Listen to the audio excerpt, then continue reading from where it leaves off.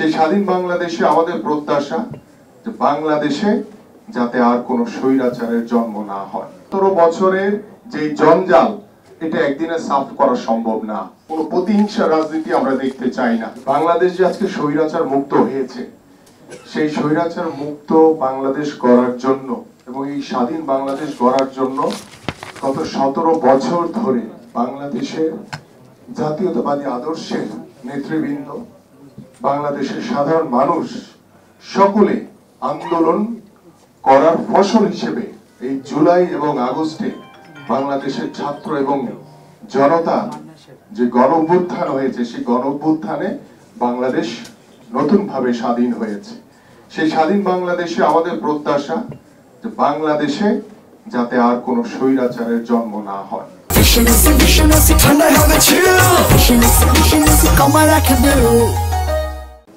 স্বাধীন বাংলাদেশে আমাদের প্রত্যাশা যে বাংলাদেশে একটি সুস্থ ধারার রাজনৈতিক পরিবেশ তৈরি হোক।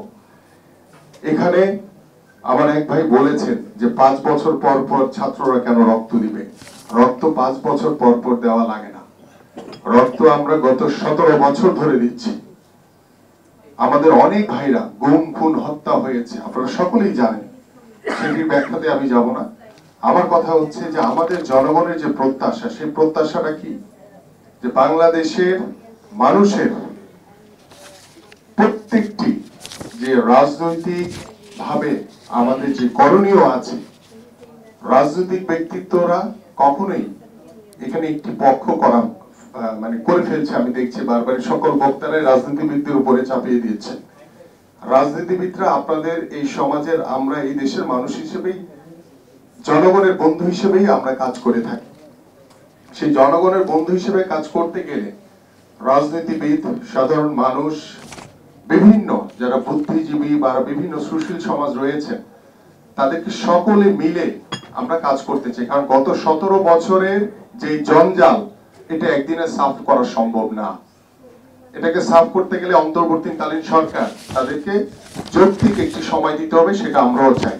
আমরা মোটেও অধৈর্য হইনি, আমরা চাচ্ছি ধৈর্য ধরে তাদেরকে সহযোগিতা করে, আমরা পুলিশ প্রশাসনকে সহযোগিতা করছি, আমরা সেনাবাহিনীকে সহযোগিতা করছি।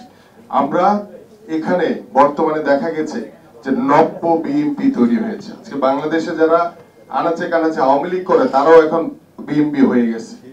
কারণ আমাদের বিভিন্ন জায়গায় এই বিষয়গুলি, আমরা যারা মহানগরে রাজনীতি করি এবং সারা বাংলাদেশে যারা আমাদের রুট লেভেলে রাজনীতি করি, এই বিষয়গুলি আমরা সকাল থেকে সন্ধ্যা কেন রাত্র 12টা 1টা 2টা পর্যন্ত আমাদেরকে ফেস করতে হয়।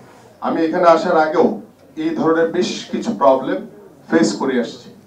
আমরা কিন্তু তাৎক্ষণিকভাবে আমাদের দলের পক্ষ থেকে যে সাংগঠনিক যে ব্যবস্থা নেওয়া দরকার, সেটা আমরা তাৎক্ষণিকভাবে নিচ্ছি। এবং এখানে দুষ্কৃতিকারী বলেন, এখানে নব্য বিএনপি বলেন বা আওয়ামী লীগ বলেন, কিংবা আমার দলের লোক যদি বলেন, কেউ যদি কোনো অন্যায়ের সাথে জড়িত হয়, আমরা তাৎক্ষণিকভাবে তার বিরুদ্ধে ব্যবস্থা নিচ্ছি। আমরা কিন্তু এই অন্তর্বর্তীকালীন সরকারকে সহযোগিতার মাধ্যমেই এই কাজগুলি করে যাচ্ছি। এই জায়গাতে আমাদের আরো অনেক বেশি ধৈর্যের পরিচয় দিতে হবে, আরো সহনশীল হতে হবে, এবং সহনশীলতার মাধ্যমেই আমরা চাই যে বাংলাদেশে একটি সমৃদ্ধশালী শান্তিপূর্ণ বাংলাদেশ গড়ে উঠুক, যে বাংলাদেশে আর কোনো মায়ের বুক যাতে খালি না হয়, আর যাতে রক্ত দেখতে না হয়, কোনো প্রতিহিংসা রাজনীতি আমরা দেখতে চাই না।